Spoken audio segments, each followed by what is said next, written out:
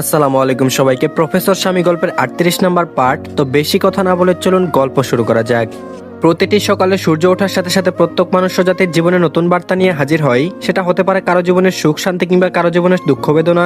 যেই বার্তাই হোক না কেন হাসি মুখে মেনে নিতে হয়। কষ্ট হলেও আগামী সুদিনের পথ সুগম করতে লড়াই চালিয়ে সমাধান করতে হয়। যদি সংগ্রাম চালিয়ে না যায়, পিছু হটে, তাহলে সুদিন কিভাবে আসবে? সুদিন না আসলে মনে শান্তি কিভাবে পাবে? তাই প্রতিটি মনুষ্য জাতি নিত্যকর এই সংগ্রাম চালিয়ে যেতে হয়। কালের নিয়মের ঊর্ধ্বে যাওয়ার ক্ষমতা কারণ নেই। এই যে সপ্তাহ পেরিয়ে মাস, মাস পেরিয়ে মোমের পরীক্ষা চলে এলো। সুখ নিরে বসবাসরত কোনো মানব সময় কিভাবে চলে যায় টের পায় না, ঠিক তেমনি মোমের পরীক্ষা এসে পড়েছে, সে বুঝতেই পারেনি। আজকে মোমকে নিয়ে মোমের বাবার বাড়ি যাওয়ার উদ্দেশ্যে রওনা হয়েছে আগুন। কলেজ থেকে ছুটি নেওয়া হয়নি। অবশ্য ছুটি নিয়েই বা কি করবে? শ্বশুর বাড়ি বেড়ানোর মন মানসিকতা নিয়ে তো আর আসেনি। এসেছে মোমকে পৌঁছে দিতে। মোমকে বাড়িতে রেখে পরপর ঢাকায় ব্যাক করবে। বাড়িতে যাচ্ছে মোমের খুশি আর ধরে না। কতগুলো মাস বাবা মাকে দেখে না। ছোট বোন মুনিয়ার দুষ্টু মিষ্টি খুনসুটি দেখা হয় না। বান্ধবীদের সঙ্গে সময় কাটানো হয় না। নদীর তীরে যাওয়া হয় না। মাঠের ছোট ছোট ঘাসফুল ছোঁয়া হয় না। বাড়িতে গেলে ভেতরকার উত্তেজনা কার্যক্রম সম্পূর্ণ করতে পারবে ভেবে প্রাণ পাখি বাকবাকুম পায়রা তুলে নাচানাচি করছে। আগুন ড্রাইভিং করার ফাঁকে আর চোখে মোমের স্নিগ্ধ মুখশ্রী পর্যবেক্ষণ করছে। কোমলমতির চোখে মুখে খুশির ঝলকানি দেখে আগুনের অধর কোণে হাসি মলিনতা ছেয়ে গেল। বিরক্তিকর আভাস ফুটে উঠল শান্ত চাউনিতে। মুখভঙ্গিতে বিরাজমান করছে থমথমে আবহাওয়া। ফুসফুস শব্দ তুলে ভারিক্কি নিঃশ্বাস ছাড়লো। কটাক্ষ করে মোমের উদ্দেশ্যে বিতৃষ্ণার বান ছুড়ল। তারপর বলল, তোমার ওই বিশ্রী দন্তপাটি বের করে হাসছো কেন? একদম হাসবে না। মোম গাড়ির জানালা দিয়ে বাইরে তাকিয়েছিল। আগুনের বাক্য কর্ণকুহরে পৌঁছাতেই ভ্রু কুচকে ফেললো। বুঝতে না পারে মুখ ভার করে প্রশ্ন করলো, কি বললেন আপনি? আগুন বলল, একা একা হাসছো কেন? এত হাসার কি আছে? মম খিটখিটে মেজাজে বলল, আপনি আমার হাসিকে বিশ্রী বলছেন? আগুন বলল, শুনতে যখন পেয়েছো তাহলে আবার জিজ্ঞেস করছো কেন? মম মুখ বাঁকাই ভাবলেশীন ভাবে জানালো, আমার ঠোঁট, আমার দাঁত, আমার ইচ্ছে যত খুশি হাসবো, তাতে আপনার কি? আগুন বলল, বাড়িতে যাবে বলে খুব হাসা হচ্ছে তাই না? মম উৎফুল্লতা সমেত বলে উঠল, হ্যাঁ অনেক খুশি আমি। আগুন শ্লেষস্বরে বলল, আমি তো খুশি হতে পারছি না কোমলমতি। মম ভাবুকতা গলায় বলল, কেন খুশি না আপনি? আগুন দীর্ঘশ্বাস ছেড়ে বলল, যদি তুমি সেটা বুঝতে তাহলে তো আমার কোনো দুঃখই ছিল না। আর এদিকে শ্বশুরবাড়ি পৌঁছে মোমের মাকে সালাম জানিয়ে কুশলাদি বিনিময়ের মাধ্যমে বাড়িতে প্রবেশ করলো আগুন। মোম এসে বাবার ঘরে চলে গেল।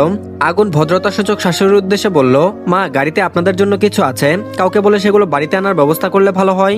আতিফা বানু উদ্বিগ্নতা সমেত উত্তর দিলেন, হ্যাঁ বাবা আমি দেখছি, তুমি ভেতরে যাও। আগুন চলে গেল।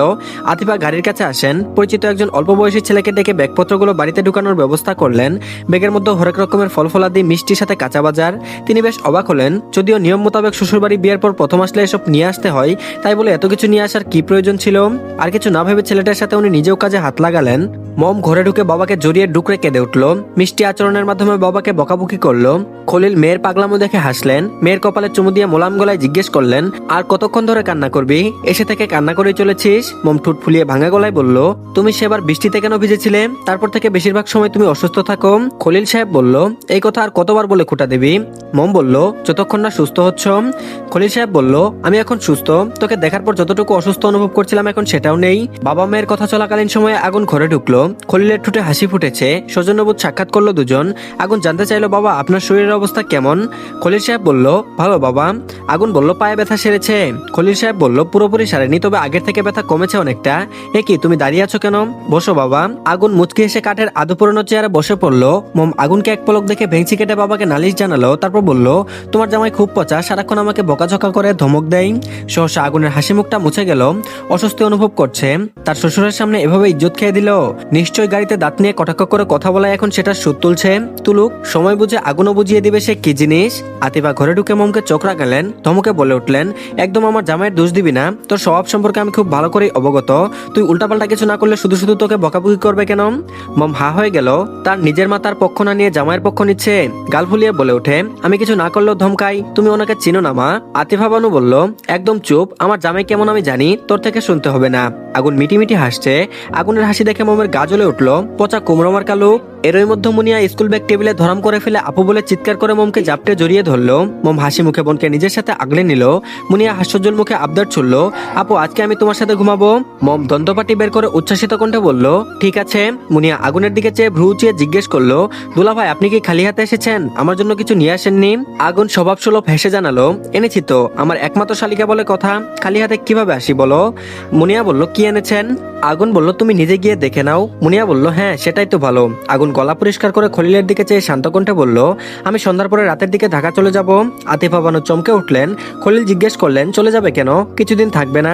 আগুন বলল, সম্ভব না, আমার স্টুডেন্টদের পরীক্ষা এবং স্পেশাল ক্লাস আছে, ওদের গাইডলাইনের জন্য আমার কলেজে উপস্থিত থাকা অতি আবশ্যক। এই কথার প্রেক্ষিতে আর কিছু বলতে পারলেন না মোমের বাবা মা। দায়িত্বশীল একজন মানুষ কখনো দায়িত্ব অবহেলা করে না। আতিফা বানু চলে যান রান্নাঘরে। জামাই চলে যাবে, ভালো মন্দ কিছু খাবার রান্না করবেন না তা কি করে হয়? মমকে ডেকে নিয়ে যান রান্নাঘরের কাজে হাতে হাতে সাহায্য করার জন্য। আগুন ফ্রেশ হবে, যাওয়ার আগে মম আগুনকে ওয়াশরুম দেখিয়ে যায়, নিজেও ফ্রেশ হয়ে চলে গেল রান্নাঘরে। আর এদিকে মমের ক্ষুদ্র মনের চঞ্চল সত্তাটা বিষাদে ভরে উঠেছে। ইতিমধ্যে ঘনপাপড়িযুক্ত নয়নজোড়া জলে টইটম্বুর হয়ে গিয়েছে, বিতৃষ্ণায় ছেয়ে গিয়েছে সর্বাঙ্গে, মনোহরণের মনোগহিনে হানা দিয়েছে সূক্ষ্ম ব্যথা, রন্ধে রন্ধে ছুটে চলেছে বিষাক্তময় এক পশলা জ্বালাতন স্রোত, থেমে থেমে নাক টানছে, কেঁদে কেঁদে টমেটোর মতো লাল হয়ে গিয়েছে ফর্সা মুখশ্রী। আগুন বিছানায় বসে বুকে হাত গুজে ভ্রু কুচকে মমের মুখে চেয়ে আছে। মমের কান্না থামানোর চেষ্টা করছে না। বেশ হয়েছে, বাড়িতে আসবে বলে গাড়িতে দাঁত কেলিয়ে হাসছিল তখন। একবারও ভাবিনি আগুনকে ছাড়া থাকতে পারবে না, চিন্তা করিনি আগুনের তার কোমলমতিকে ছাড়া বাড়িতে মন টিকবে না। বাবার বাড়ি আসবে বলে খুশিতে ফেটে পড়েছিল তখন। আগুন বুঝতে পারছে না তাহলে এখন ঢং করে কান্না করে চোখের জল নাকের জল এক করার কি আছে? আগুন হাত ঘড়িতে নজর বুলালো, তাকে যেতে হবে। সন্ধ্যার আগে বেরিয়ে পড়লে রাত 9টা-10টায় ঢাকায় পৌঁছতে পারবে। উঠে দাঁড়ায় সে, মোমের পড়ার টেবিল থেকে জগ উঠিয়ে গ্লাসে পানি ঢেলে ঢকঢক করে খেয়ে নিল। মোমের দিকে তীক্ষ্ণ চাউনি নিক্ষেপ করলো, গমগম গলায় বলে উঠল, ফেচ ফেচ করে কান্না করবে না তো? বিরক্ত লাগছে। মম তেতে উঠে কটমট করে তেজি গলায় জবাব দিল, আমার কান্না পাচ্ছে, আমি কাঁদবো, তাতে আপনার কি? আর বিরক্ত লাগছে আপনার? লাগবেই তো, আপনি তো আমাকে পছন্দ করেন না, ভালোবাসিও কখনো বলেননি। কি ভেবেছেন বুঝি না আমি তো আপনাকে জ্বালাতন করি, তাই আমাকে একা ফেলে এখানে রেখে গেলেই আপনার শান্তি? বাড়িতে আসা নিয়ে মোমের মুখশ্রীতে যে আবেগ ফুটে উঠেছিল সেটা চিরস্থায়ী হলো না, দপ করে নিভে গেল যখন শুনেছে আগুন চলে যাবে, তাও পরীক্ষা চলাকালীন পুরো সময়টাতে আগুনের থেকে দূরে থাকতে হবে। ভাবতেই কণ্ঠ ভরে কান্না পাচ্ছে মোমের। আগুন ভ্রু চিয়ে জিজ্ঞেস করলো, বেহুদা কথাবার্তা বলো না তো, আর তুমি এখানে আসা নিয়ে কতটা এক্সাইটেড ছিলে, এখন কি হলো? মম ছটফটিয়ে ওঠে, ঠোঁট উল্টে সরল গলায় জবাব দিল, এখানে এসে খুশি খুশি লাগছে, কিন্তু আপনাকে ছাড়া থাকতে হবে ভাবতেই বুকের ভেতর ব্যথা চিনচিন করছে। আগুন ঠোঁট কামড়ে এক পেশে হাসলো, শার্ট ইন করে মমের সামনে এসে দাঁড়ালো, গম্ভীর কণ্ঠে বলল, আমাকে ছাড়া থাকতে কষ্ট হবে? মম কোনো ভনিতে ছাড়াই সোজা সাপটা জানিয়ে দিল, জি অনেক কষ্ট হবে। আগুন চকচকে দাঁত বের করে মৃদু হাসলো, মমের কাজ জড়িয়ে শান্ত কণ্ঠে বলল, আমারও কষ্ট হবে। মম টলমলে চোখে তাকায়, গুমরা মুখে বলল, তাহলে থেকে যান এখানে। আগুন বলল, বোকার মতো কথা বলো না তো, তোমার পরীক্ষার সাবজেক্ট কতগুলো জানো নিশ্চয়ই, তার উপর প্রত্যেক সাবজেক্ট পরীক্ষার আগে একদিন, কোনটার ক্ষেত্রে 2 দিন করে বন্ধ, পরীক্ষা শেষ হতে 1 মাস সময় লেগে যাবে, এতদিন কি থাকা সম্ভব? কলেজ আছে না আমার। মম চুপচাপ শুনলো, কিছু বলল না। আগুন মমের মাথায় চুমু দিয়ে বুকের সঙ্গে মিশিয়ে নিল, পুনরায় শীতল কণ্ঠে বলল, একদম মন খারাপ করবে না, মাথা ঠান্ডা রেখে শান্ত মেজাজে পরীক্ষা দিবে, যেমন পড়িয়েছি তেমন ভালো রেজাল্ট যেন আমি পাই, মনে থাকবে? মম মাথা নেড়ে বুঝালো, থাকবে। আগুন মুখবিবর পরিবর্তন করে বলল, তোমার বাবাকে তখন আমার নামে বিচার দিয়েছিলে কেন? আমি কি শুধু তোমাকে ধমকাই, বকাবকি করি? তাহলে এত আদর কাকে দেই শুনি? মম সহসা জিভ কাটলো, বুকে মিশে মিনমিন গলায় বলে উঠলো, আমার হাসিকে বিশ্রী বলছেন কেন? সেজন্য বিচার দিয়েছি। আগুন বলল, তুমি জানো না, তোমার থেকে দূরত্ব আমার এক দ্বন্দ্ব সহ্য হয় না, বাড়িতে আসা নিয়ে তোমার কত শত আহ্লাদ, তাই ও কথা বলে খুব প্রকাশ করেছি। অধর প্রসারিত করে কিঞ্চিত মুচকি আসলো মম, আগুনের বুকে নাক মুখ ঘষলো, উৎকণ্ঠায় ছটফটানি মিয়ে এলো, তারপর বলল, ছাড়ো, যেতে হবে এখন, তুমি কান্না করলে যাওয়ার সাহস পাবো না। আবার মোমের ডাগর ডাগর আঁখি যুগলে নোনা জল ভরে উঠলো, নাক টেনে মৃদু সরে বলল, ছাড়তে ইচ্ছে করছে না। আগুন অঞ্জলি পুটে মোমের মুখশ্রী তুলে নিল, অষ্টপিষ্ট এগিয়ে দৃঢ় চুম্বন করলো ললাটে, থুতনিতে চুমু খেয়ে মুচকি এসে বলল, রোজ রোজ ফোন করবো, রক্ত মাংসে করা শরীরটা টেনে হিসেবে শহরে নিয়ে গেল, আমার বেহায়া বেপুরোয়া আত্মাটা তোমার কাছেই থেকে যাবে, ছোঁয়াতে নয় অনুভবে তুমি বুঝে নিও আমাকে। আর এদিকে প্রাইভেট শেষে কলেজ গেট পেরিয়ে ফাঁকা রাস্তায় মোড়ে রিক্সা গাড়ির জন্য দাঁড়িয়ে আছে আনিকা। রাস্তাটা তেমন শুনশান নয়, আবার জনমানবে ভরপুরও নয়, গুটি কয়েক মানুষজন আর গাড়ি চলাচল করছে।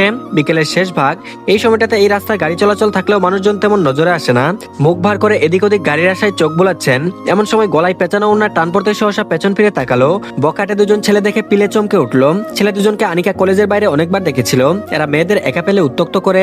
এদিকে তেমন মানুষজন নজর আসছে না, ভয়ে শুকনো ডুব গিলল সে, তবে ভয়টা বাইরে প্রকাশ করলো না। তেজি গলায় চেঁচিয়ে বলে উঠলো, কারা আপনারা? পথ আটকেছেন কেন? আমার ওনা ছাড়ুন।